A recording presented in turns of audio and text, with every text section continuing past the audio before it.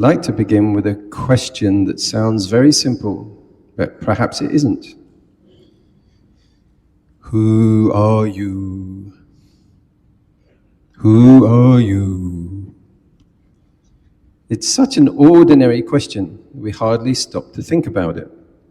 We answer with our name, our occupation, perhaps where we come from, whether we're married, retired, a parent, a student, a Buddhist, a doctor, an engineer. We become very good at describing ourselves. But have you ever noticed how many of those descriptions can change?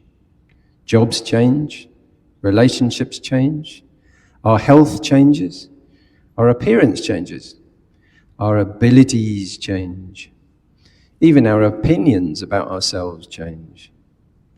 Yet through all of those changes, we still somehow feel, this is me. So now, I'd like us to explore one of Buddha's most profound teachings, but in a very ordinary and practical way. Not as a piece of philosophy, not as something to believe, but as something we can quietly observe in our own experience. Because much of our distress, much of our stress doesn't come from life itself. It comes from trying to defend an image of who we think we are, or who we think we ought to be. We compare ourselves. We worry about our reputation. We become attached to our success, fearful of failure, anxious about getting older, and concerned about how others see us. Very often, we're not simply carrying the burdens of life. We're carrying the burden of maintaining a story about ourselves. The Buddha gently invites us to ask, is that story really who I am? Today, we'll look at that question through everyday experiences. A few hopefully amusing stories and some reflections that may feel surprisingly familiar. This isn't about trying to get rid of your personality or becoming someone different. It's about discovering that perhaps we are much freer than we imagine. When we stop clinging so tightly to our labels, our achievements, our disappointments, and even our opinions about ourselves, something else begins to emerge, something quieter, something lighter, something that doesn't need to prove itself. So rather than trying to answer the question, who am I? Perhaps today we can simply become curious about how the mind keeps creating that answer. And with that spirit of curiosity, let's begin. If you're all ready.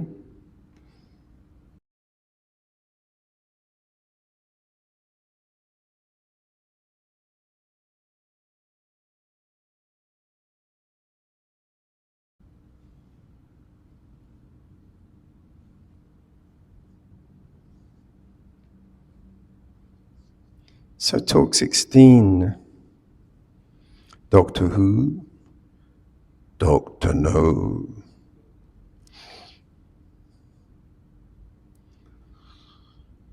Ni hao. Lai. At the dinner table, conversation drifts effortlessly into subtle comparing. Promotions mentioned casually, travel stories calibrated carefully. Renovations described in just enough detail. Nobody announces the competition, but everybody senses it. Comparison hums quietly beneath the politeness. Identity begins forming in relations. I am more successful than him. I am less established than her. It's rarely nasty. It's not nasty and malicious. It's almost automatic. We measure to orient ourselves. But when identity relies on positioning within a group, stability becomes fragile. The group shifts and the metrics change. Someone younger arrives with sharper credentials, and suddenly your internal ranking trembles. I remember my sister's hissing jealousy when I got my dad a particularly good Christmas present. A Wembley Stadium DVD of his own football team, Barton Rovers. I had a friend called Bernie. He made a big deal that he'd gone to the Royal Academy of Arts. I had to do a job at the Royal Academy of Arts, and my plan was to take one of my paintings and pretend to be wheeling it out, pretend to get caught, and offer to go and put it back on the wall where I'd found it. But he didn't believe me. If wealth defines you, what happens when wealth changes? If family defines you, what happens when roles change? If skills define you, what happens when memory fades? Self seems conditional. Everything we attach identity to changes. Bank balances fluctuate. Houses decay. Institutions close. Bodies decay. If identity depends on unstable things, instability is built in. We hope lineage will carry us forward. A surname, a family line, a reputation. But each generation forgets past of the last. Sometimes it's a good thing. You know, the monk's steel alms bowl is smooth. It's metal. If dropped, it can stand the shock. It is carefully designed to maximize embarrassment if accidentally dropped in a public place. The bounce and the speed of the roll of a monk's alms bowl is almost impossible to estimate and to chase. It wobbles, it speeds in a huge arc, all at the same time. Rolling around in a wide arc, almost deliberately, it seems, over towards the ladies' underwear stall. When this happened to me, as I chased around after it, it loudly rattled and rolled. The robes were usually at this point also sliding off the shoulder as well, not to help. This sight, in a medium-sized, crowded market, is bound to be imprinted on the minds of all who see it for life. The monk searching under the Islamic lady's underwear stall for his escaping rolling alms bowl. All components of identity, body, feelings, perceptions, mindful emotions, experience of consciousnesses, they all arise and pass. Titles arise and pass. Wealth arises and passes. Memory shifts. Projection changes. What we cling to as me is a process, not a fixed entity. When identity is tied to status, others become competitors. When tied to lineage, others become extensions of ourselves. When it's tied to wealth, others become comparisons. Attachment to identity subtly shapes behavior. Some tactics to try at home and out. When introducing yourself, experiment occasionally with describing what you care about rather than what you do. Instead of, I am a such and such, try, I am interested in. The shift moves identity from fixed label to dynamic engagement. Over time, this subtle language change reduces rigidity about role-based identity, what I do. And instead of asking, how will I be remembered, ask, how am I behaving now? Legacy anxiety projects forward. Presence returns attention to immediate conduct. The future story writes itself from present actions. Next, spend 5 minutes daily sitting without referencing past or future. Notice that identity weakens without past memory or future projection. This is not mystical, it's experiential. When the story-making pauses, just being remains. A reflection. Sit quietly and watch what the mind reaches for. When it wants to be and feel real. Does it reach for the bank balance, the titles, the familiar story of my life? Notice how quickly reassurance becomes identity. When reassurance flickers, the self flickers. Let the mind show you its favorite supports.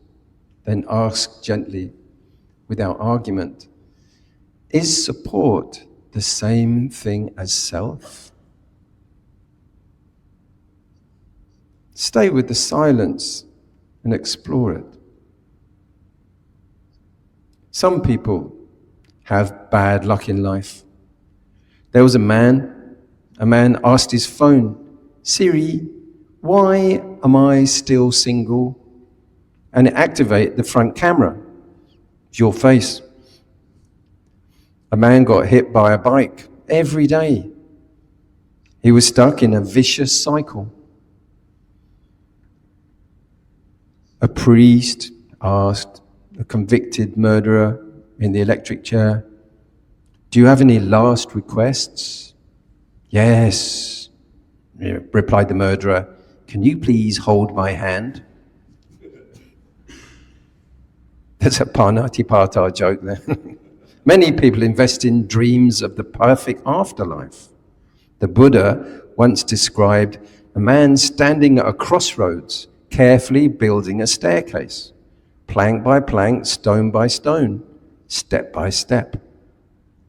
People asked him, what are you building this staircase for? Where's it going? He replied, to a magnificent palace. They asked him, that palace, where is it? North? South? Is it east or west? Is it, high up, low down, or? He says, I don't know. They said, oh, have you ever seen it? He said, no. They said, and yet you're building a staircase to reach it. Yeah. The Buddha uses this image to question beliefs about the permanently happy self after death. If you haven't seen it, known it, or even experienced a hint of it, what exactly are you building towards? We do this often. We construct mental staircases to imagine certainties, permanent happiness, guaranteed security, flawless futures, Before building the steps, it may be wise to ask, based on how we know life to actually be, is there really such a palace there? Imagine your role dissolving tonight. No badge, no income label, no social position. What is left in the morning? The unease is not practical alone, it's the fear of groundlessness. Identity wants a fixed center. Reflection tests that hope. Between memory and future planning, notice present awareness. Simple, immediate, not defined by resume or legacy.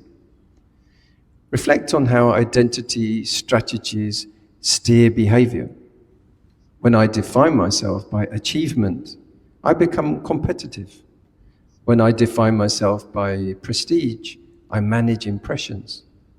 When I define myself by lineage, I become protective. Ask, what behaviors does my identity demand? And then ask, who carries the cost of that demand? No honesty, not theory be the answer. This happened in Ireland. I heard a man telling me once he'd learned to do the blessing the Christian way in Ireland. The blessing is the Father, the Son, and the Holy Ghost. He said, first time I learned to do the blessing was sadly when my uncle died, and he'd been buried in a kind of remote part of the Dublin mountains. It was a really funeral day. The wind was whipping down, the rain, and he was just 6 years old, just wandering around between the legs of the adults, the black shroud, the umbrellas, dripping rain. This hole in the ground, I didn't know what it was all about. And I'm watching the coffin being lowered into the ground. And I hear the priest say what I think is, in the name of the Father and the Son, and into the hole he goes. And that's how he continued blessing himself for a long time after. In the name of the Father, the Son, and into the hole he goes.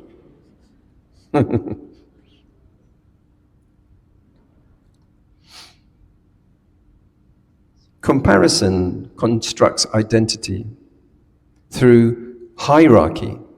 Higher and lower create shape. Without a ladder, ranking collapses. Notice how the self spans in favorable company and contracts in impressive company. That expansion and contraction reveals dependency on the context outside ourselves. Insight removes the ladder. What remains is much steadier and much less reactive. Legacy is projected memory. We imagine how we will be remembered and attempt to secure continuity through future storytelling.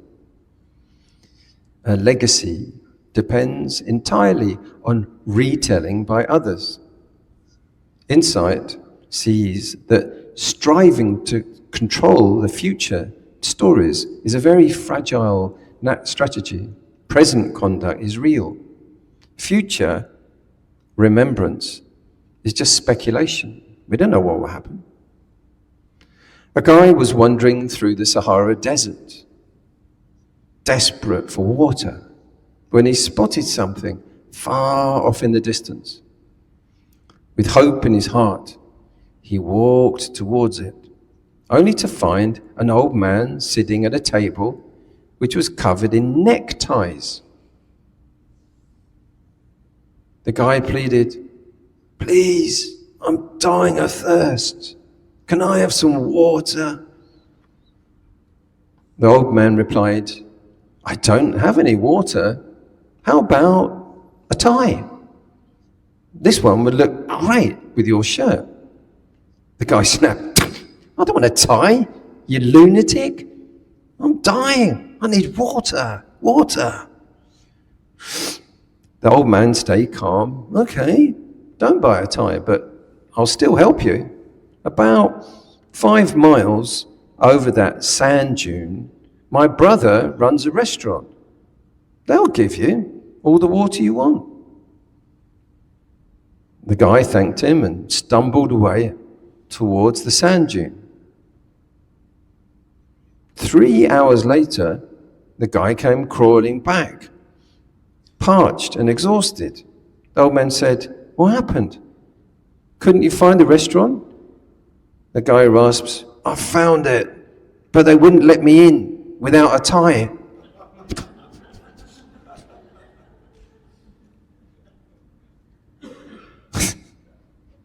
Here are some takeaway tactics to try at home and out. Tactical ways to put ideas into your day. Choose one possession tied strongly to identity, an award, a status object, a symbolic item. Place it out of sight for a week.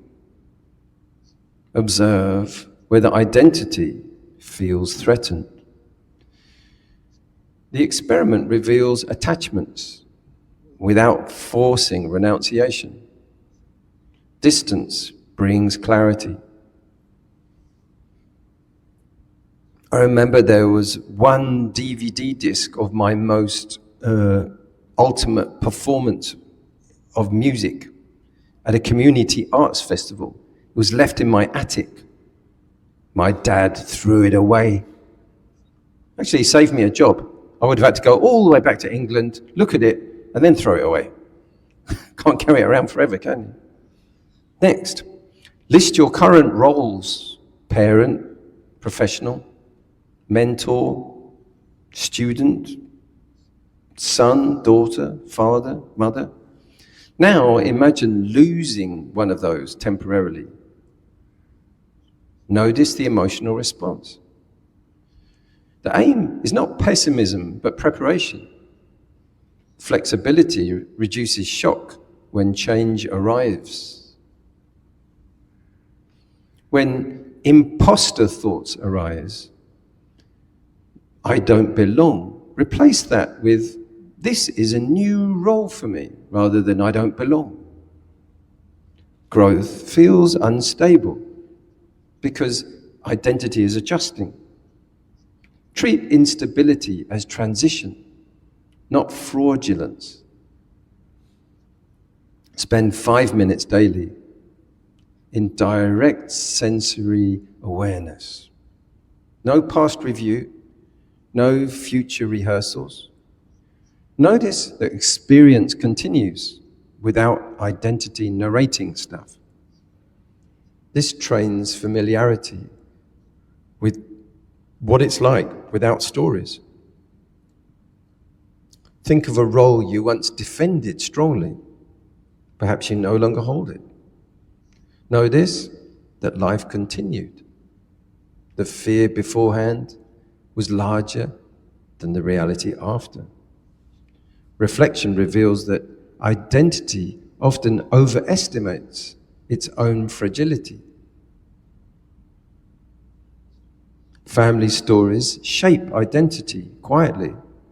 You were always the responsible one. Notice how such sentences settle into self-definition. Reflection allows re-examining them. A story repeated is not necessarily a story required. We sometimes imagine we are things we are not. A guy went to a psychiatrist because he was having an identity crisis. He said, some days I feel like a teepee. You know, those tall things that Red Indians live in? On other days, I feel like a wigwam.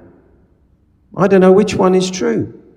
One day teepee, What, next day, wigwam, teepee, wigwam, teepee, wigwam, teepee, wigwam. Psychiatrist yells, so much stress, you're too tense. It's a joke, too tense. Trying to live in English lay life after renouncing money as a kind of undercover monk. It's not easy. I was staying with a friend in London. I took to my monk training and soon found a row of restaurants, an Indian, a Thai, and a Bengali. They could be Buddhists. I was asking for alms food. Remember, I wasn't touching money. I noticed also a canteen on another doorway across the other side of the alleyway. I pushed a door. I went inside to ask, but there was no one to be seen anywhere. I looked around. Inside also was a VIP dining suite. There was no one there either. A paper frame notice on the wall said this: the purpose, the reasons for the formation of the Metropolitan Police Force is to keep the Queen's peace and compassion and calm. I was in a police station. Oh no! My friends would never believe me. So, to prove it, I foolishly borrowed the sign. It was only made out of plastic and paper, like cheap print. So, out I walked. A police car pulled me over in the car park. One thing and another, I was put in a jail cell. The chief of police came down to give me a hot tea, a hot pizza, and a photocopy of the sign. Next day, this incident was up there on the front page of the Camden News. The police station had thought I'd been sent by another police station, actually.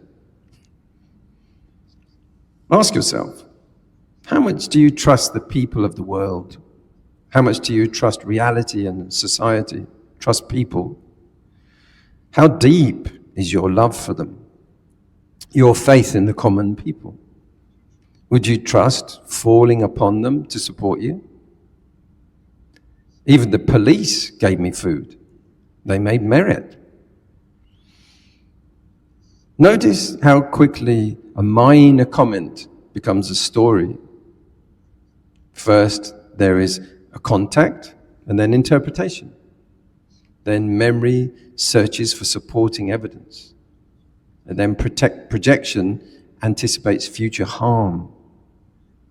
What began as sound becomes a whole interpreted story. Reflection reveals all the layers. If you remove one layer, the whole structure weakens. I was always very keen to help people. If I ever got new ideas, tips, or know-how to improve people's lives. When I worked in England, somebody showed me how to clean the playing head on a tape cassette player using cotton wool ball and some lighter fluid or gas. I was amazed at the transformation in the sound quality. The music before suddenly sounded crystal clear. So imagine when I arrived in a tiny fishing village in the Philippines and heard their warbling, muffled music over the stereo. Proudly, I said, "Aha, watch this." Like I was about to perform a scientific miracle in front of them. Many villagers gathered round. As I got a cotton ball, children rushed over to see what was happening.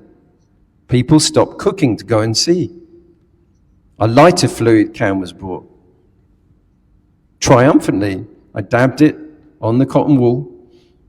Just then, a voice came from the village boys saying, "Yes, we already know how to clean the head." I was immediately deflated and, like a failed magician, dabbed the magnetic head on. The music cassette went in, I pressed play. It sounded exactly the same. Nothing had changed at all. What an anticlimax. So much for me being a hero. The sense of security from finances is risky. The more you accumulate, when you die, you won't take nothing with you but your karma. Clarity about purpose often widens when identity loosens up, when work is no longer used to secure self-worth. It can serve by contributing to the community instead. The bigger picture emerges not from amplifying your ego, but from reducing its noise. Real change begins when we see that identity strategies are defensive, not essential. The moment we recognize that titles and comparison are just protection, not core structure, behavior shifts. Transformation is less about acquiring new status and more about releasing unnecessary scaffolding. Fatigue alters perception. Hunger sharpens irritation. Poor sleep magnifies threats. Identity often feels unstable when the body is strained. The mind then constructs explanations. I'm failing. I'm inadequate. In reality, physiology is just influencing your interpretations. Recognizing this link helps you to remove those temporary states. Quiet reflection reveals how frequently thought describes identity. In stillness, one can observe memory arising, projection forming, and reactions building on top of it. Insight here is not mystical. Identity appears just through mental activity. When activity slows down, the structure becomes visible. Sometimes success is a great anticlimax. When I was 22, I went to Sydney, Australia.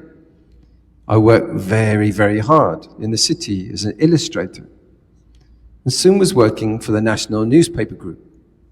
It was tough, and I needed time in nature to be with wildlife in the forest. I took a train from the city centre. Those days you could ride with one of the doors open and watch the country going by.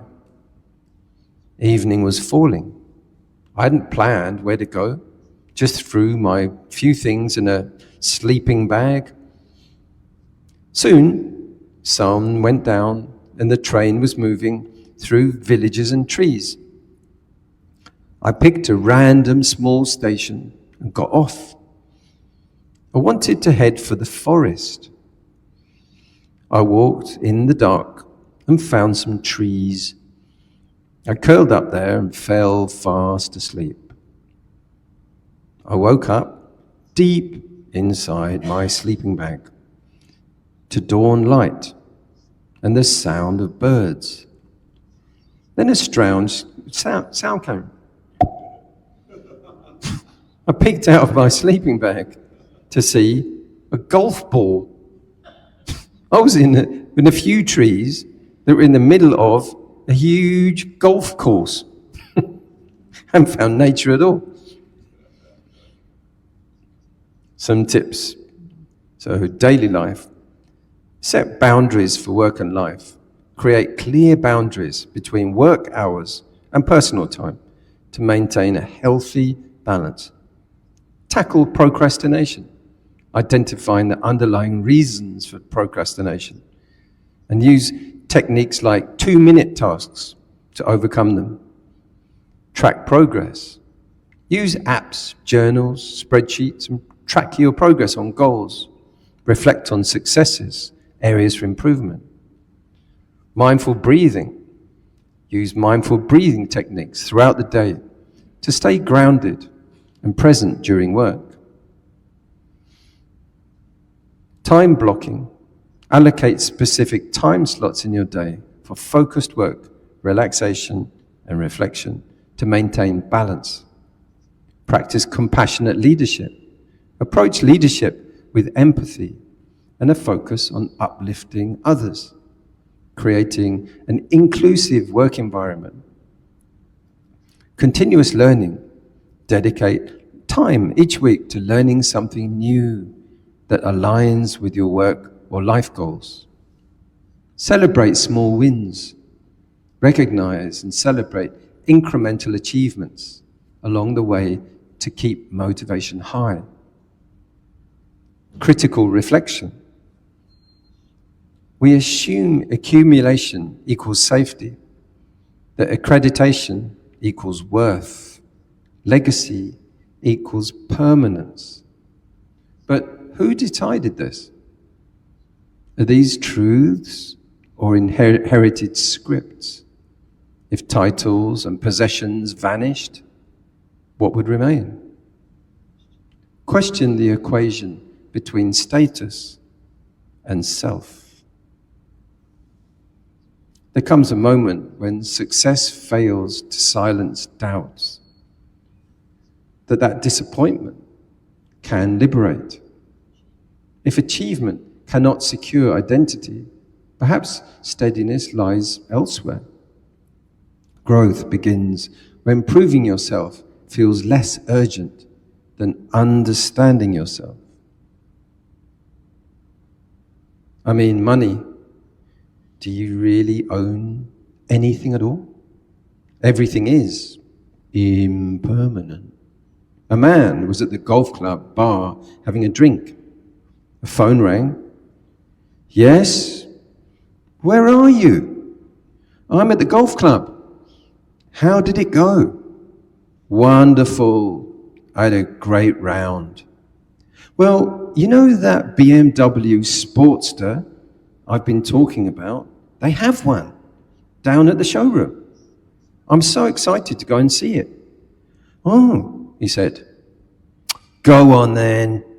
You've been wanting that. Get yourself. Go on, you deserve it. Go ahead, buy it. See you later. Bye. Then he turned to the bar, holding up the phone. Hello, whose phone is this, please?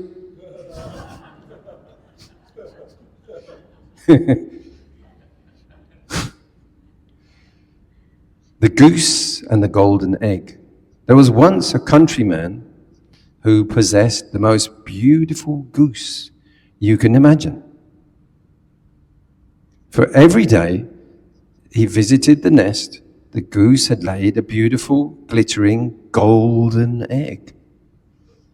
The countryman took the eggs to market, soon began to get rich.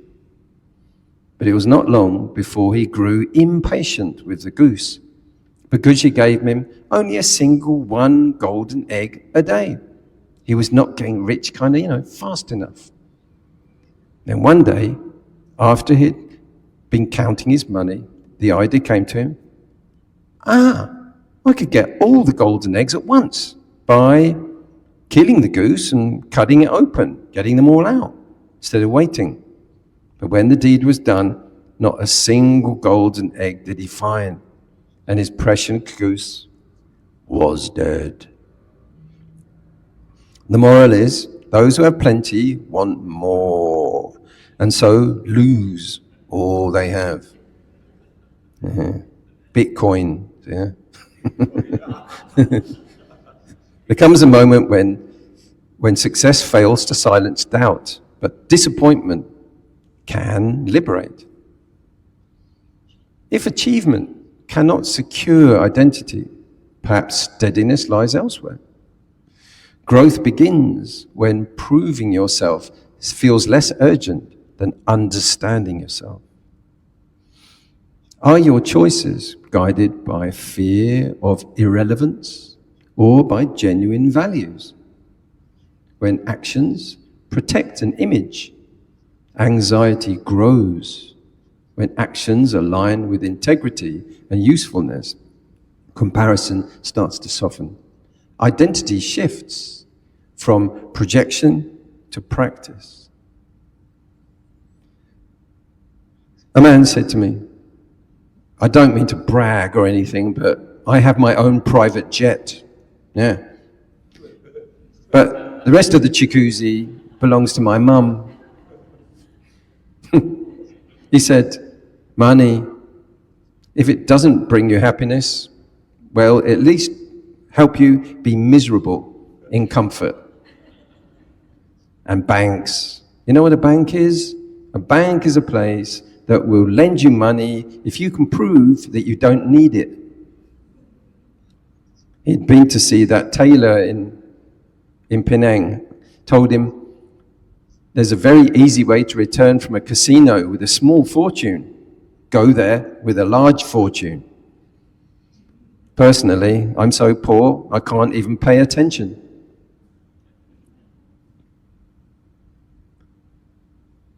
Some creative problem-solving tips.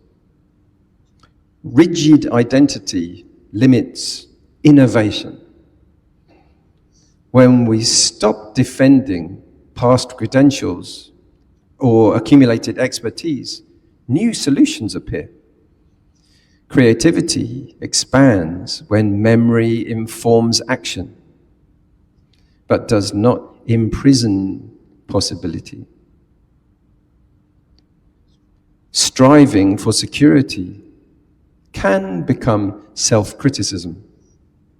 Self-compassion recognizes that identity is constructed from memory and projection, not a fixed essence.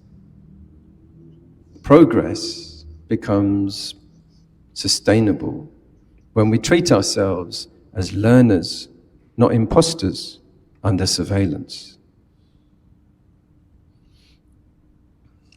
You can lose your money and your identity, all your papers. I did. I once spent a month drawing portraits on Greek islands. The currency was thin paper notes. I had stacks of them in my waist pouch. I wanted to fly to Turkey to see the Blue Mosque in Istanbul. I bought a ticket to fly to an island just off the coast of Turkey and travel on from there. I bought it and waited for my flight in the airport. I fell fast asleep.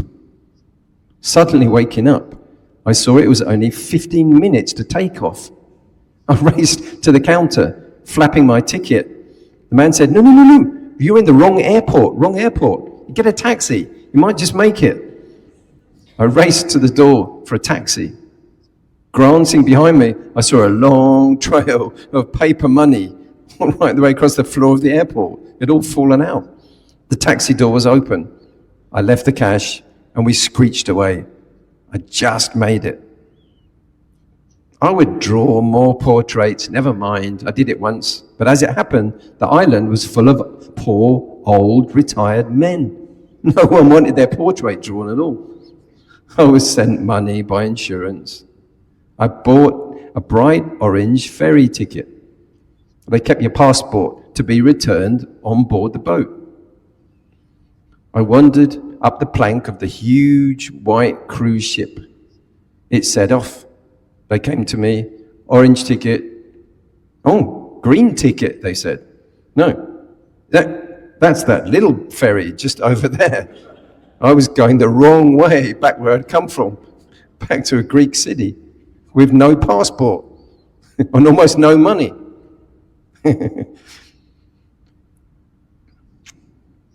So it can help when you've got a lot on, break large projects into smaller, more manageable tasks to reduce the overwhelm and boost your productivity. Set boundaries for work and life. Create clear boundaries between work hours and personal time to maintain healthy balance. Find someone to check in with regularly, an accountability partner about your progress towards your goals. And prioritize daily. Identify the most important tasks each day.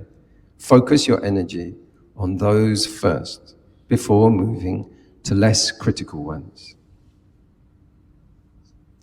On the spiritual path, financial security, accreditation, and legacy gradually reveal themselves as just provisional identities, temporary identities.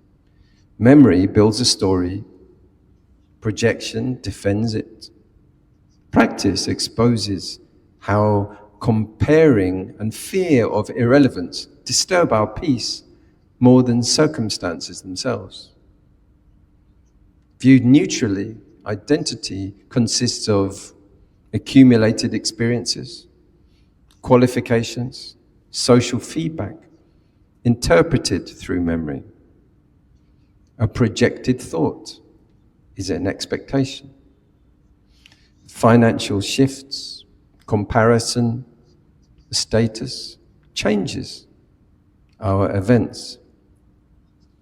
The instability arises not from facts, but from attachment to interpretation. George Bernard Shaw said, "Life is a sort of splendid torch before handing it on to future generations." But your children will probably say, "No thanks, I've already got one on my phone." William Shakespeare said, "There is no legacy so rich as honesty."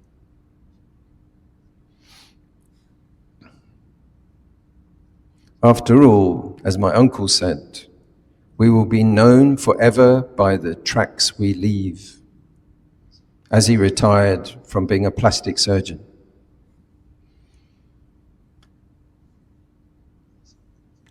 Tracing back to the Han Dynasty poetry, this proverb encourages gratitude and ethical awareness. When drinking water, think of its source.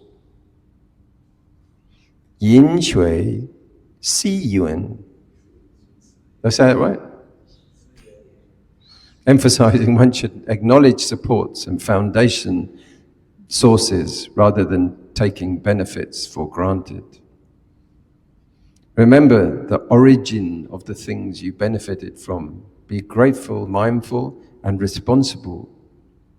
Recognize that wealth is built on effort, opportunity, and sometimes familial supports, societal supports. I once asked my grandfather how he lived so long. He smiled and said, "I sprinkle a little gunpowder on my cereal every morning." I always thought that was a bit weird, but he did live a long life, left a great legacy, thriving career, loving wife, 7 children, 16 grandchildren, 2 great-grandchildren, and a massive hole in the crematorium wall. Life and work are like a journey with obstacles, milestones, and lessons along the way. Life and work are like pieces of a puzzle, where each part needs to fit together to complete the whole picture. Growth, work, and purpose are like tending to a garden, requiring care, patience, and nourishment. Life and work are like a dance, with movement, rhythm, and balance that come with practice and time. Legacy is less about monuments and more about influence. Each action, conversation, and decision leaves subtle traces in people and systems. Impact grows through consistency, not spectacle. Work becomes meaningful when measured by contribution rather than by applause. When work connects to something larger than personal gain, energy stabilizes. Purpose outlasts moods and circumstances. It transforms effort into commitment. Even setbacks feel like instructions rather than defeating when aligned with deeper intention and values. Security is not something you can find in a one-size-fits-all. It's how you relate to change, money, titles, reputation, and legacy that will have their place. But they cannot carry the weight of identity alone. Comparison can refine you. Accreditation can train you. And even imposter syndrome can stretch you.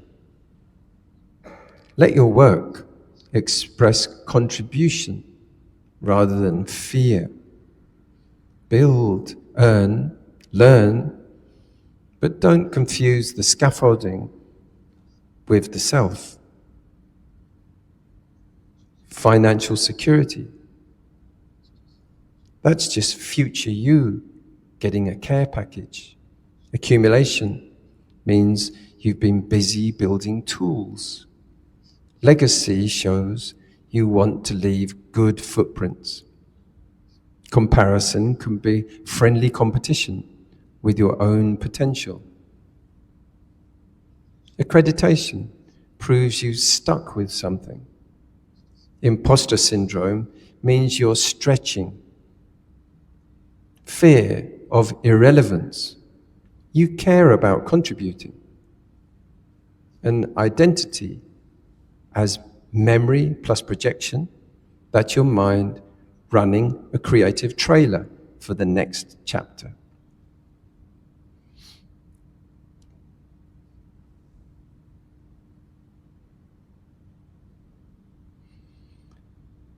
So, let's get ready and have a reflection on some of those issues.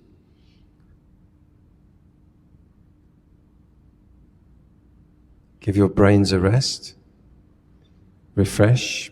Oh, by the way, yeah, a lot of the pictures and images in here came from this artist, Hiroshi Yoshida.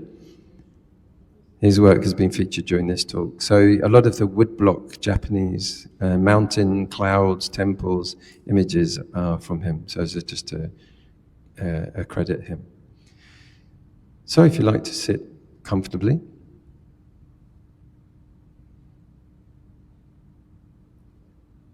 bring your attention maybe to your breathing.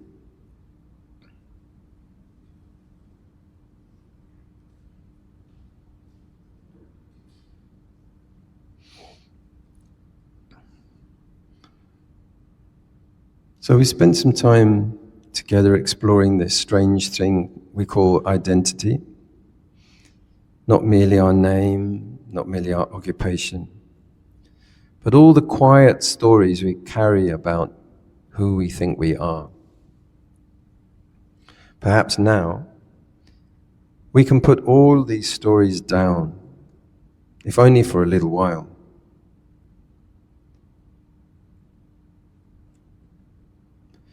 So please make yourself comfortable and allow the body to settle naturally. Not stiff, not collapsed, just simply balanced, hands resting easily. If it feels comfortable, allow the eyes to close. Feel the simple fact of sitting here. Nothing more. The weight of the body, the contact with the chair, the feet upon the floor, hands resting quietly. Already notice something beautiful. The chair supports you without asking who you are. The floor doesn't care what qualifications you have. The breath doesn't check your bank account. Life is already holding you. Become aware of breathing. No special breathing. No deep breathing, just this breath. Breathing in, knowing you're breathing in. breathing out, knowing you're breathing out. Again and again. Notice how breathing requires no identity. There is simply breathing.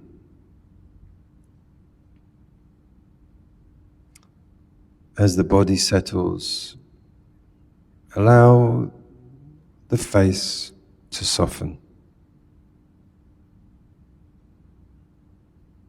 The forehead, the eyes, the jaw, your shoulders, your chest, your stomach, your hands, your legs. Each out-breath, letting go a little more. Now simply listen.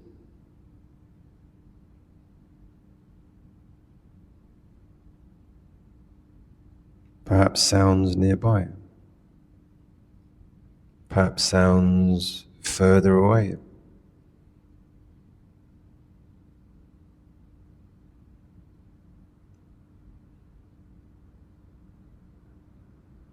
A bird, a fan,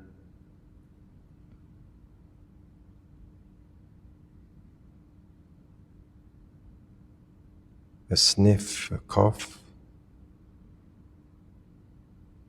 traffic.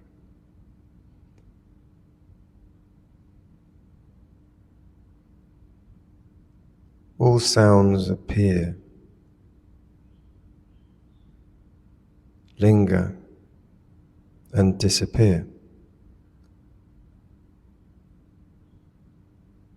None of them asks, who is listening? There is simply hearing.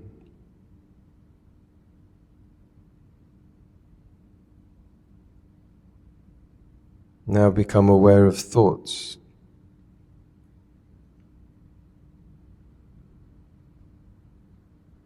Perhaps plans, perhaps memories, perhaps little conversations continuing inside the mind. Don't stop them, don't follow them. Simply notice thinking.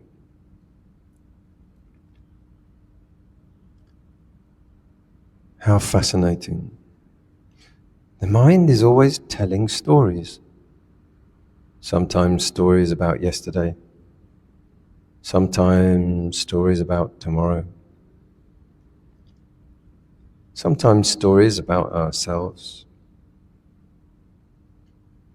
Without those stories, what remains? Just notice.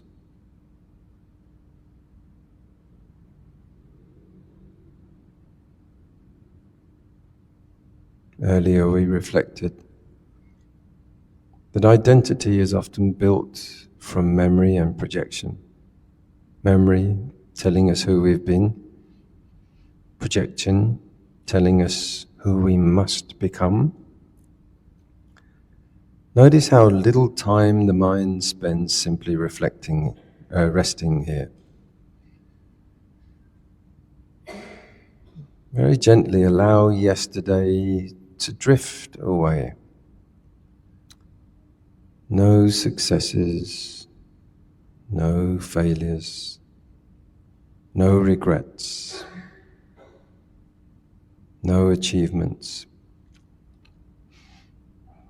Just for now, let yesterday rest.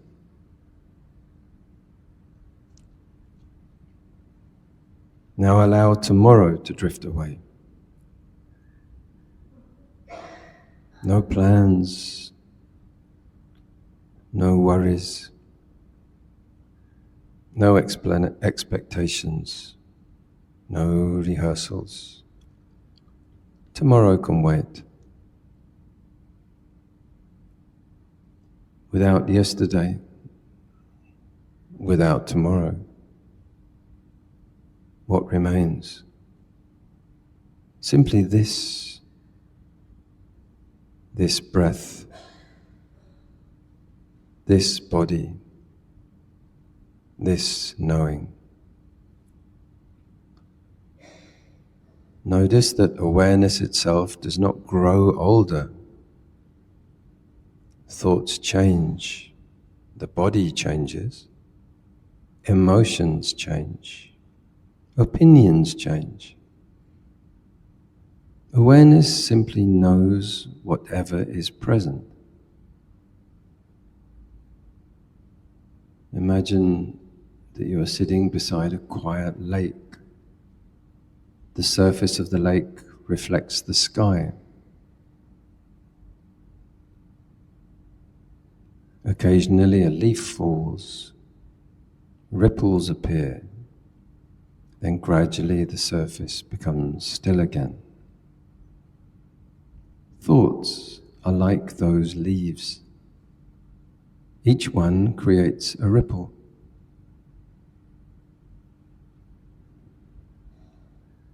But the water doesn't need to chase them, and nor does it hold on to those leaves. Perhaps a thought appears, I am successful. Notice it. Then it passes. Another thought, I'm just not good enough. Notice that too. It also passes.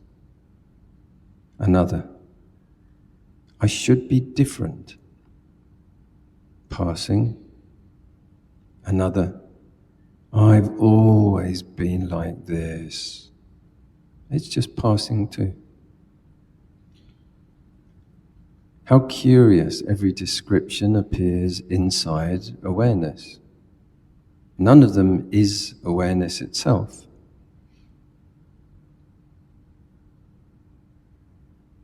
Bring to mind one label you've carried for many years.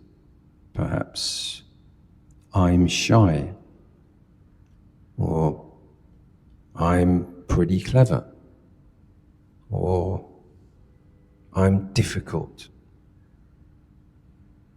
or I'm anxious, or I'm independent, I'm a parent, I'm retired, I'm successful, whatever arises naturally.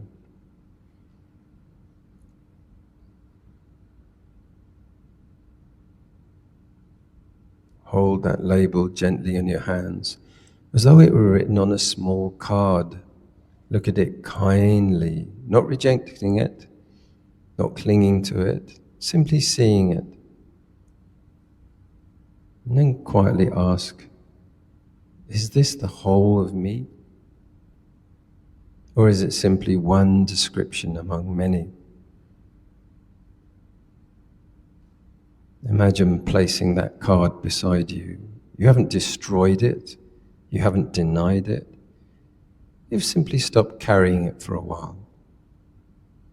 Now notice another label appearing, perhaps one someone else gave you. Perhaps as a child, perhaps at school, perhaps at work, perhaps within your family. The responsible one, the difficult one, the quiet one, the clever one, the disappointment, the successful one. Notice how easily other people's words can become our own identity. Again, hold that label gently. Thank it for trying to explain life, then place it beside the first. Breathing in, you're lighter. Breathing out, you're lighter still.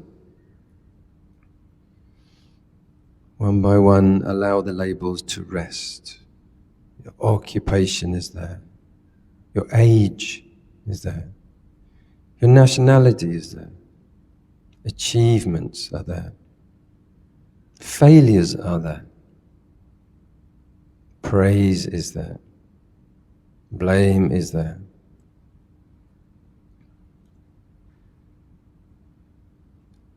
Successes are there. Disappointments are there. Even your own name or names are there. Just for these few moments. Without reaching for any description, simply experience being alive. Nothing missing, nothing added, just this living experience. Rest quietly in that simplicity, breathing gently, aware, without needing to become anyone at all. Just remain there for just a few breaths. Simple, aware, nothing to defend, nothing to become. Notice something subtle.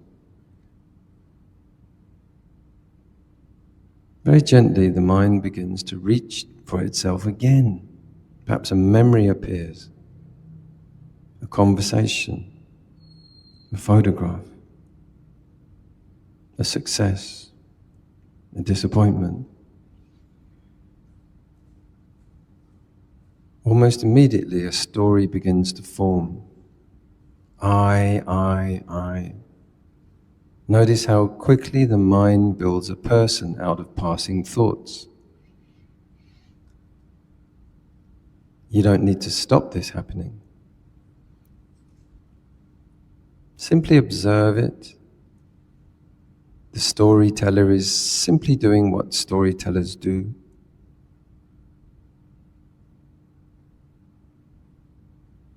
Imagine standing in a wide open sky. Clouds drift overhead. Some are bright, some are dark, some are large, some are hardly noticeable. The sky never argues with the clouds. Just allows them to come, allows them to go. Awareness is like that sky. Thoughts of success, passing clouds. Thoughts of failure, passing clouds. Praise is a cloud. Blame, another cloud. Hopes, fears, confidence, self-doubt, all clouds, none remain.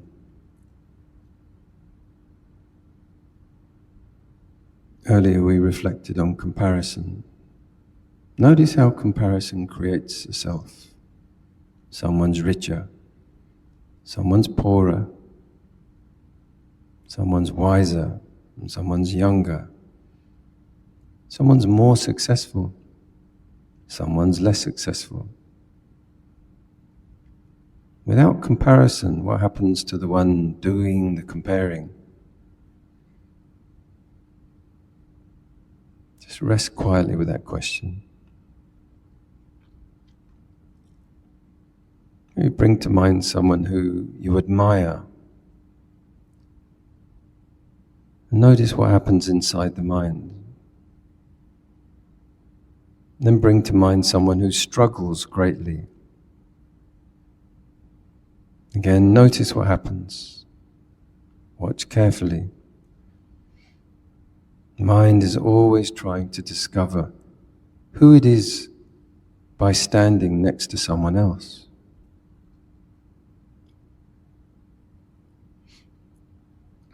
Allow both people to fade away, neither above you, neither below you. Just fellow travelers, each carrying their own joys, fears, hopes and suffering. And feel how much lighter the heart becomes when comparison begins to loosen.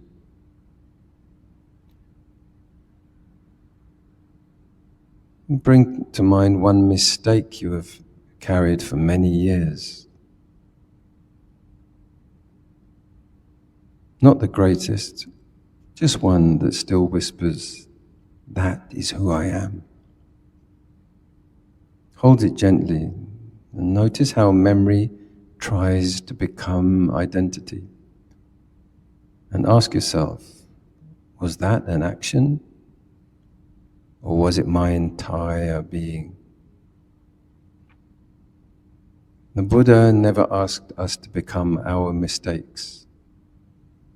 He asked us to understand them, to learn, to let them go. Imagine placing that memory into the stream, watching it float away.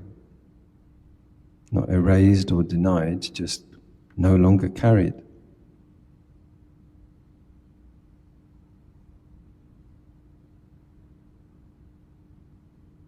Very quietly bring awareness to this body, the changing body. Once it was an infant. Once it was a child. Once young. Now older. Always changing. Cells appearing. Cells disappearing. Hair changing, skin changing, strength changing.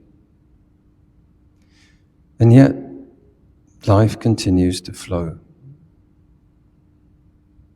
Notice feelings, pleasant, unpleasant, neutral, each arising, each passing. Notice sounds appearing and disappearing. Notice thoughts appearing and disappearing. Emotions. Everything moving and everything flowing. Nothing fixed, nothing frozen. Perhaps this is why the Buddha invited us to loosen our grip. Not because life is empty of meaning, but because life is full of movement. The tighter we grasp, the more friction we create. The gentler we hold, the more freely life flows. Silently repeat within yourself, may I become less attached to my stories.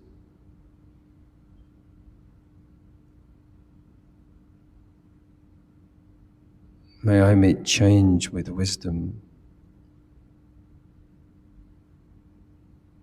May I remember that I am more than my successes, more than my failures, more than my reputation.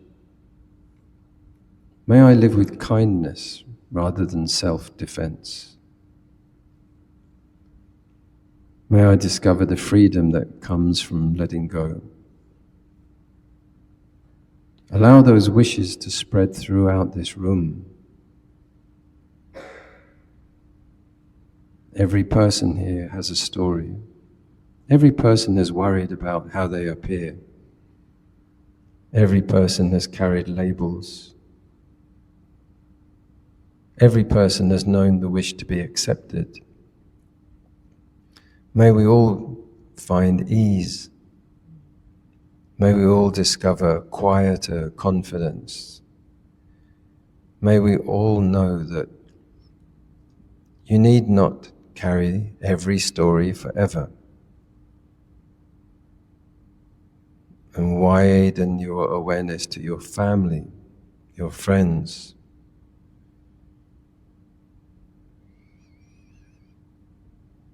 To those with whom you find difficulty. People whose identities have become prisons. People who are frightened of becoming older. People who feel they have failed. People trying desperately to prove themselves. May they all find peace. May we all discover our own goodness beneath every label. Let your heart expand to embrace all living beings, those beginning life, those nearing death, those celebrated, those forgotten,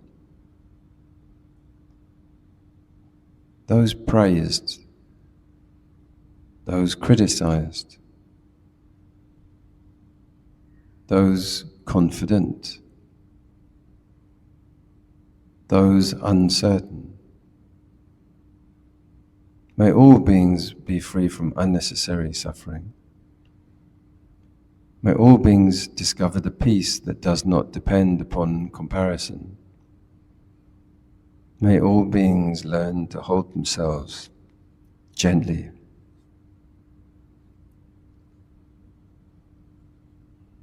Return once more to the breathing. Breathing in, aware. Breathing out, at peace. Again and again. Become aware once more of your body sitting here. Feel the weight of your hands, your feet, the sounds within this room. Take 3 slow, gentle breaths, breathing in, breathing out. Again, once more. When you're ready, begin to move your fingers, toes. Very gently allow the eyes to open. As you sit today, don't try to become a different person. Simply become less burdened by the need to keep proving.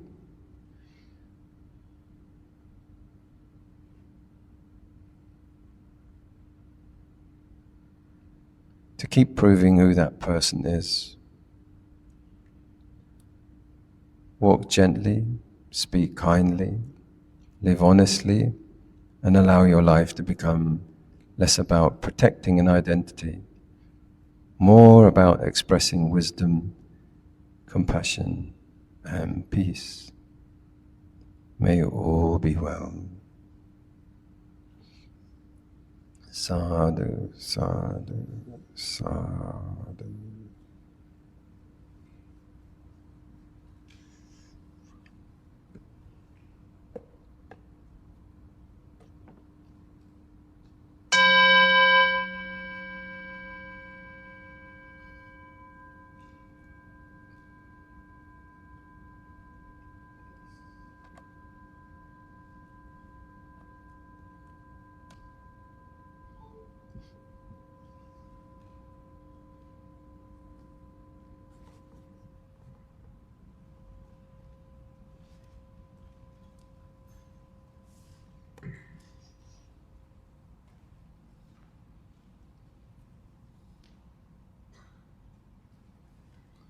So there's all kinds of things in there.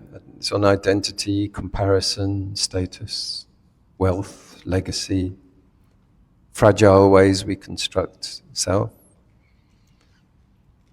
During meditation, what thoughts or memories does the mind reach for in order to feel important, secure, or a real somebody? Something to think on. How does comparison disturb inner peace and contentment in your daily life?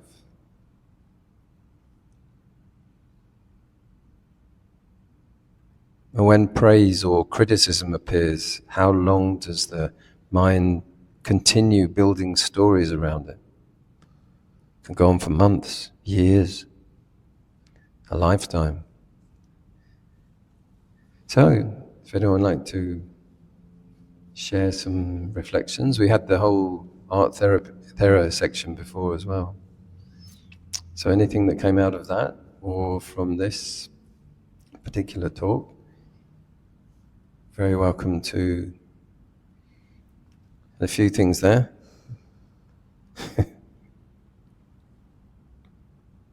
In the name of the Father and the Son and into the Holy Ghost. The staircase to heaven, the permanent, eternally beautiful heaven. Losing all your money and your passports. Lots of different things, lots of different reflections on all sorts of different adventures that we come across. And I'd like to share something from all this that we've been sitting within. And also there was all the things from the art therapy. We already had a big exploration. Please. Thank you. Bhante. Thank you. Just that so much the powerful message was being sent on this video, and also during the guided meditation here. My perspective here is, during our normal days of meditation, should we be practicing on the guided meditation in the way what you input? Because your guided meditation, that what you share to us, there's a lot of positive impact inside, positive side-minded messages was being sent in it.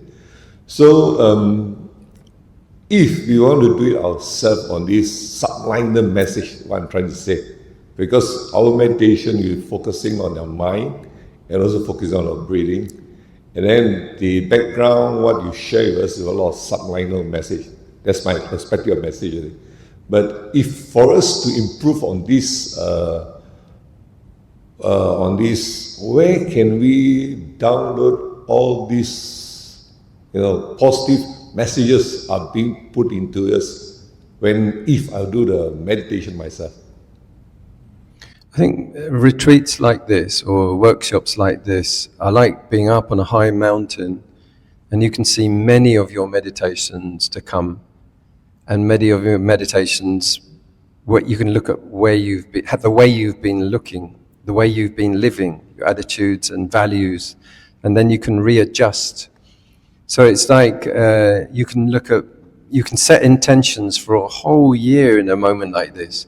You might realize that, I've been building legacy. I've been doing all this monuments and marble and my son and my house, and I didn't realize I've really been building on that, for example, or something else.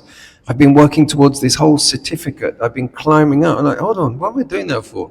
I can stop doing that actually. Why did I do all that? So moments like this, you can adjust your values, because these are very big questions that they can then affect. You can sort of adjust the ship of your life, which way it's going. And that can affect hundreds of meditations. So it's like a global overview. If you realize, I've been building a self. I was going to get a doctor. I was going to have a certificate on my wall. And that you realize suddenly, I've been working on an ego trip.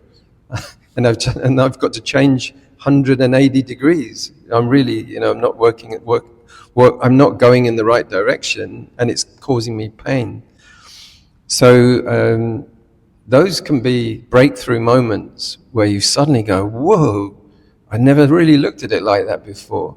So after that, you can carry on meditating the same practice, but it can be aimed in a different aim, like the Sankappa, the right aim. So this is a lot about views and aim. this particular part that we just covered in there, and values. I mean, you can reassess your values, and you can put down a lot of things. You can set an intention and just think, wow, what was I doing? I don't need to do that, actually. That all your aims and intentions, they might be 5-year intentions, are all just built on ideas. You can pull them apart and go, no, I'm not going to do that.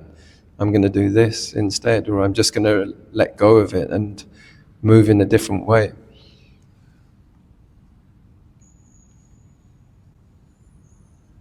People might be, people were investing. Like there was a woman who went into hairdressers in Suchi, and she ended up sort of donating $250,000 or something, just because she suddenly realized she was wasting her money on many, many things, buying houses or buying cars they didn't need, and reassessed her values, and it was just like was a life shift. So you can set a big intention, and then the small intentions can follow along from that. So when you do a big check-in like we're doing now, 2 whole days, then you can go quite deep to set up your intention and check where is my life going, and is it in the right direction, and reevaluate some habits, reevaluate some lifestyle choices. And that can make a big difference. And then after that, things follow along. After that, things tend to follow along. But you can set a big intention during this time, or like the Art Thera and some of the reflections. Here, you might have a realization and go, wow, that's me. Or, no, that's me.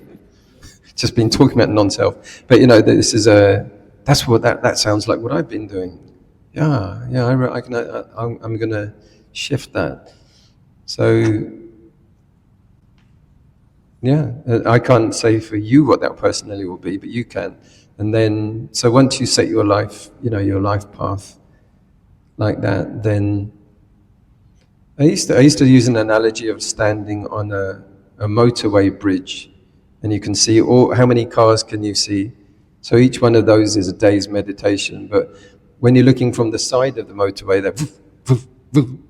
they all look different. They're all different. Another one, there's another one. So it's like dizzying. But when you're up on the motorway looking down from a high place, you see them all in a row, and you can see them all without even moving your eyes. You can see it very clearly, very calmly up ahead. So you can set your intention. Like, I'm going to go to Vietnam, I'm going to go to China, I might go to Taiwan, but they'll all be much with the same view.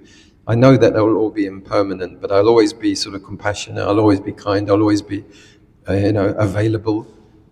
I'll always be moving with this kind of breathing. Whatever happens, I'll meet thousands of things, come and go, building, shiny, big, small, poor, rich, fancy, not fancy, but hey, the main thing is keeping that view, keeping the Dharma view, and then everything will fall into place. I know I'll lose things, I know I'll find things, I know good things will happen, or unpleasant things will happen, pleasant things will happen.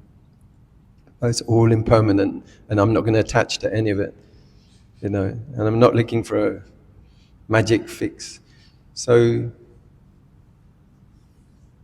once you've got the priorities, the big priorities in place, the other ones fall into place, or just prioritizing meditation, prioritizing mindfulness, prioritizing daily time.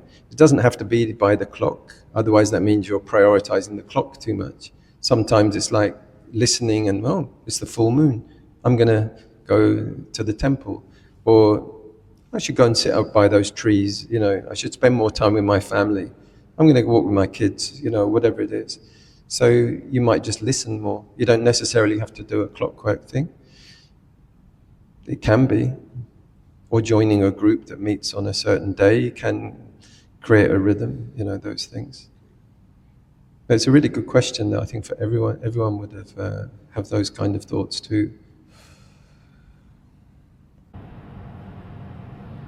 Has anyone else been thinking those kind of thoughts? It's like, how am I going to do this in daily life? Should I sit at home with my legs crossed, or does it mean I'll drive differently? Does it mean, I'll talk to my partner differently? how am I going to put this into practice? How am I going to do that?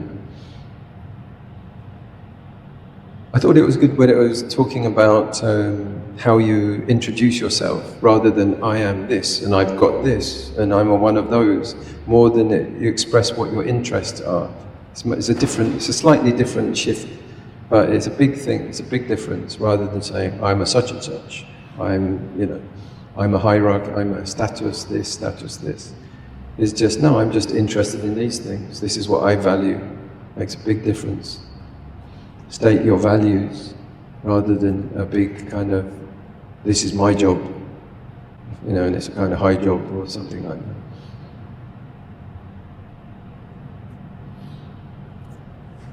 We often get that with monks, They come up to you, they look down and go, Vasa? How many Vasas are you? And I go like, none, I'm a Samanera. I can be a Samanera in 35 years and I'll still have no Vasas.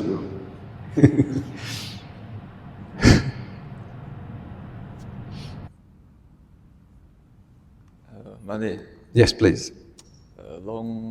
I think I will ask these questions for my whole life. So after watching this video, I still want to ask these questions. So what is the meaning of life? It's a film by Monty Python. No, Monty Python have a movie called The Meaning of Life.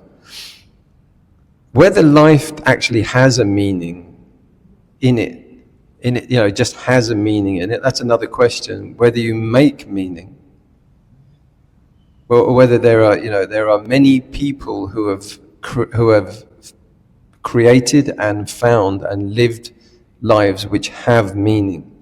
They definitely have. And there are some people who have lived life without any meaning.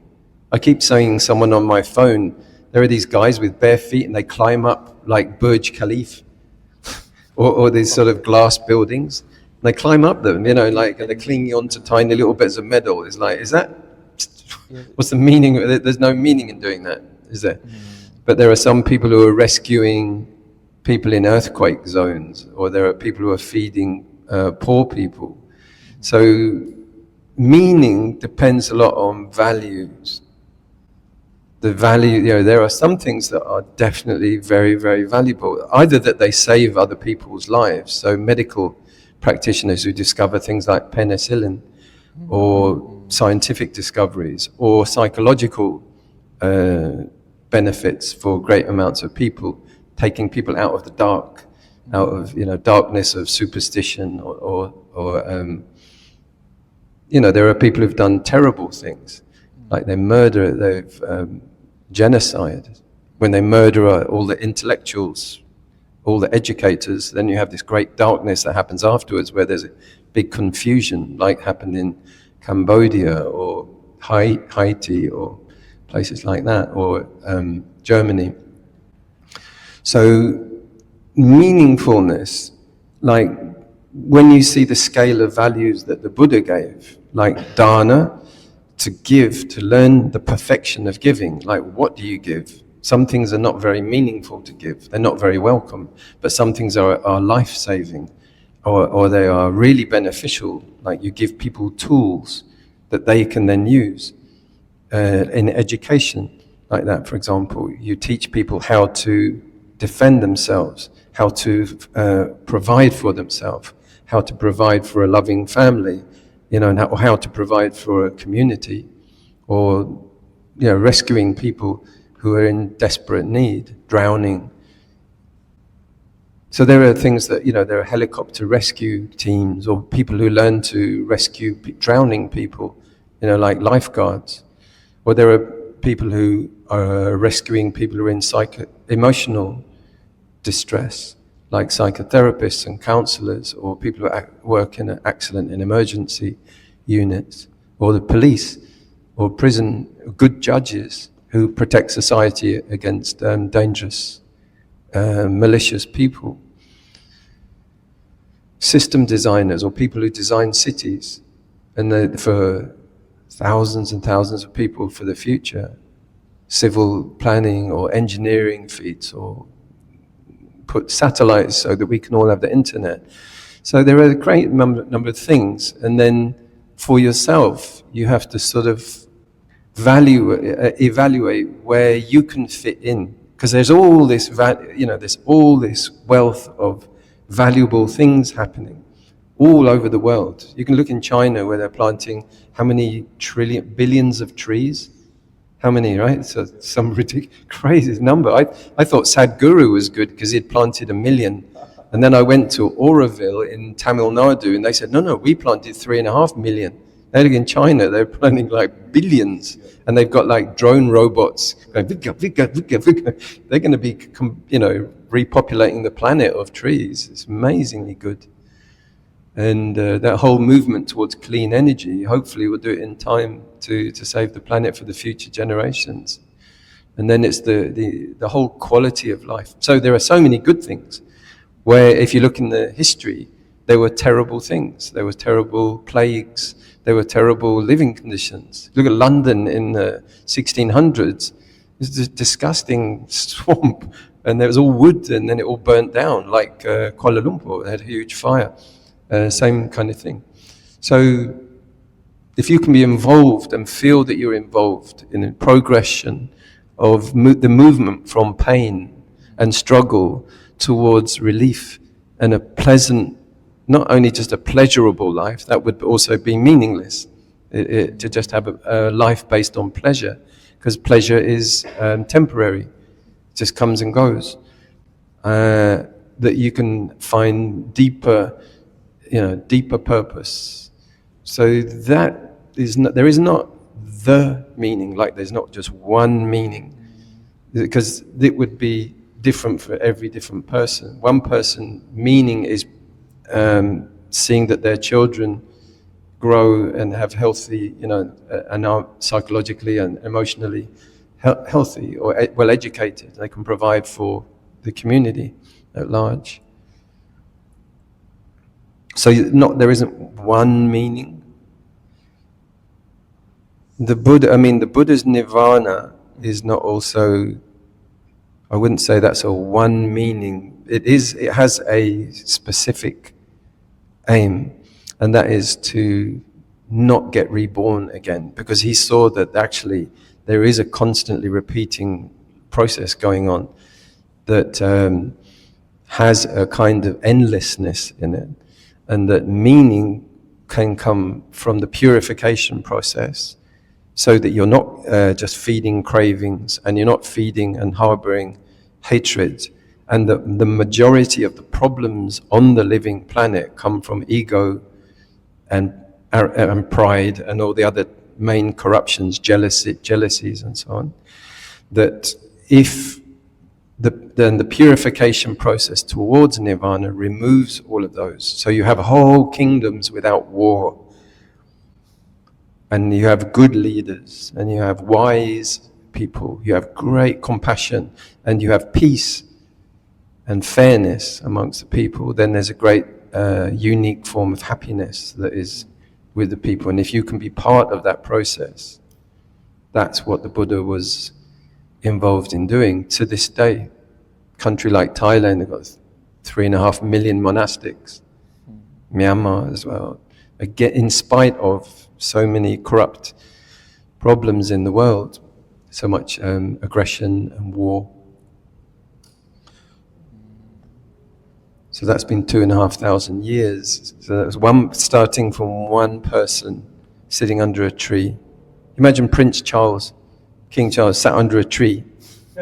And then from what he started to say, 2,500 years later on, you'd have millions of people in foreign countries far away, all meditating and developing, reading those quotes and words and stuff. So how do you get anywhere near that? So you can find who's been meaningful, and then you can echo and you can pass on their examples. That's the aim of the Theravada anyway. There are people like Master Cheng Yen who've seen meaninglessness. Like there was a lady who was an Aboriginal mountain person who was bleeding in a hospital and wasn't being admitted because she didn't have money. And she said It's not any meaningless, it's wrong that there's a meaningless system that acts like that. So I'm going to create a meaningful system. And you can see the virtue. So virtue really is like a fruit tree that gives and keeps giving and has, many ways to keep giving and giving and giving and giving and giving. So if you can set up systems, that's like the National Health Service that I was talking about in the UK, that's being set up and gives and gives and gives and gives and gives. But that's not the solution. Even if you have very healthy people, then you have like a healthy army, you can have healthy thieves, you can have sort of all sorts of things. So there are relatively pure and impure systems all over the world. Depends, you have to find out where you're going to be able to be effective with your stage of development and with your skills and assets and resources. That you imagine that's your limit. Actually, you can keep expanding that as well by joining up with other people. What do you think is a meaningful direction, for example? What's the meaning? Or what's the meaning?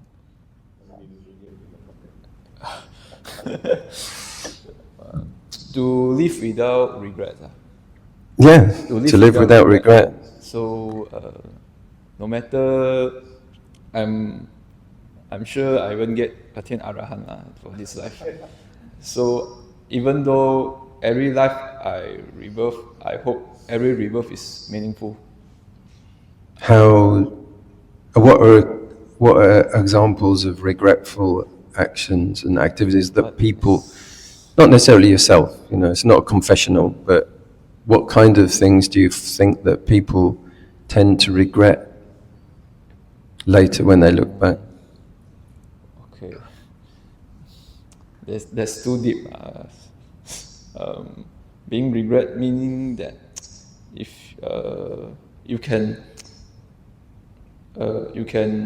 achieve but you didn't put effort to do it.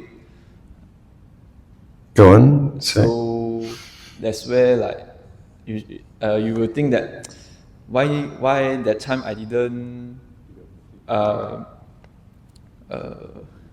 grab the opportunity and the opportunity slips away.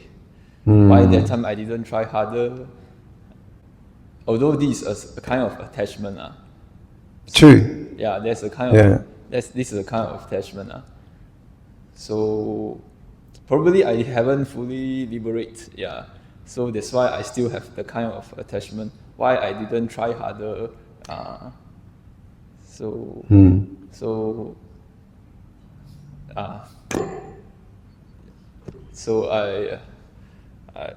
for me, I feel regret, yes.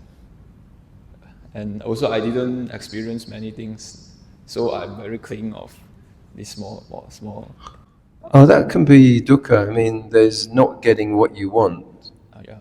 That's not quite the same thing. Because I can regret, like if you just think of all the places you haven't traveled to, once you start doing that, you've got regret. Like just not getting what you want, you can be endlessly caught in regret. I wish I'd been a football player. I wish I'd been, I wish I'd tasted this. I wish I'd seen that. I wish I'd heard this. I wish I'd learned to play piano. I wish I'd learned another language. Or you can go on forever with wishes. So that's one of the reasons that wishes are somewhat toxic. The person who came, the Deva who came, or Brahma came down to the Buddha and said, I'm as equal to you. And the Buddha said, how come? And he said, I've manifested everything I wanted.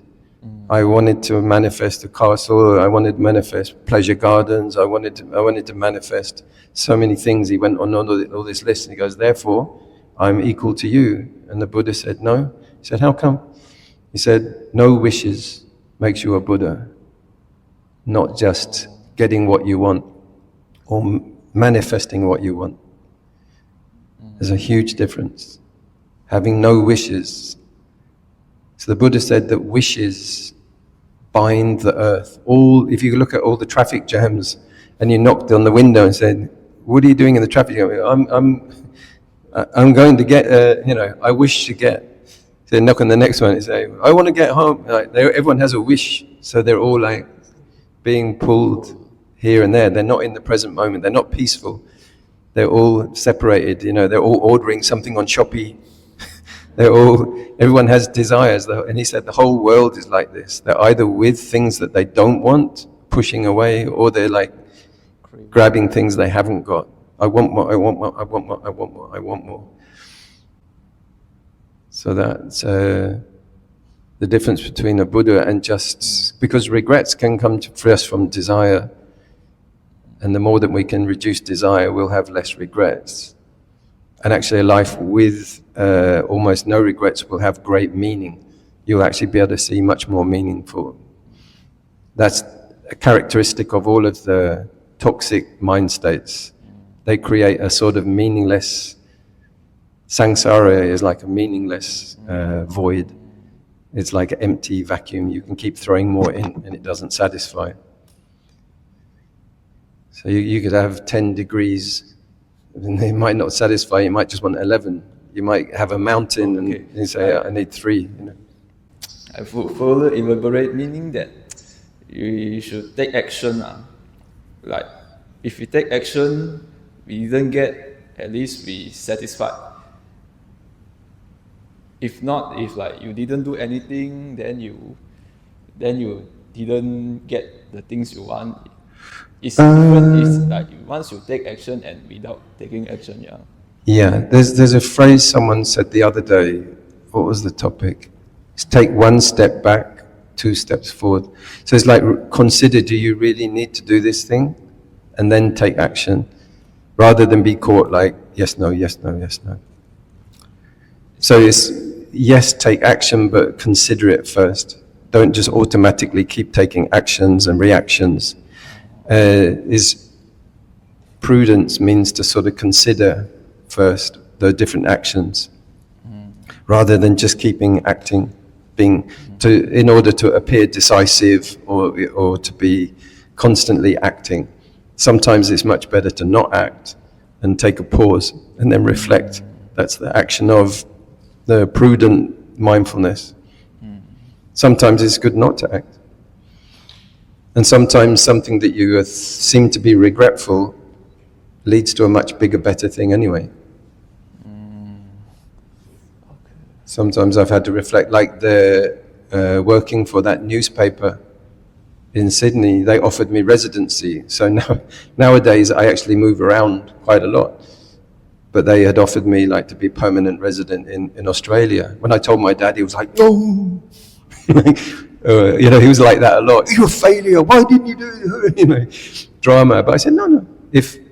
If I had accepted residency, I never would have come to Asia, and I never would have got ordained. I never would have found the whole Vipassana thing. Even I was owed a lot of money by someone for some children's books, like $20,000, and he ran away with the money. I was like, that crisis brought me to the Vipassana center, and that got me to become a teacher and then ordained. So actually, he was doing me a favor. So strangely enough, some things that appear to be negative, actually they're not negative. But your grasping mind is like, give me the money, so because I can do that. And actually, you don't get the money, but actually, what happens can be much more beneficial for you. Sometimes this happens. So you can always turn things to an advantage, even if they appear to be negative. Like that nephew of the Buddha, he was going to get married, and the Buddha said, "Come and carry my bowl a little bit more." And he went all over the hill and round the corner and slept the night, and then all the way. And then afterwards he said, "Is she really that amazing?" He's going, "I'm going to go married. I'm supposed to be there." He said, "Well, does she look more like these angels I'm going to show you?" Like, "No, she doesn't look like that. They're really amazing." And he goes, "Does she look more like the monkey who just got caught in the scorched monkey?" Well, she's a bit more like she's got a hairy back, I must admit, she's an Indian, so she's got hairy arms and a hairy back. So he didn't get what he wanted, but it actually wasn't a bad thing, because he went on and became an arahant, actually. All the monks mocked him because he was chasing after the angels. And then one day he said, "I don't need the angels anymore." So the desires are worn off. Talking of desire, we should have a cup of tea. It's tea time, isn't it? Yeah. Tea time. You are freed from your bondage of listening to me yapping on. So go and have a drink of tea. I'm just watching the time. And then let's come back in about half an hour. Are you good for that? Are you happy? Are you comfortable? Yeah, good. All right. Do you need longer for your tea break? Out in the sun and stretch your legs and everything? Half an hour do? Okay. All right then. Thank you so much everyone for sharing this time together. Thank you so much for your questions. Very good. Thank you. Keep going. Okay, sure. Keep rolling them in. Okay. I'll do a quick blessing before we end then. And then you go.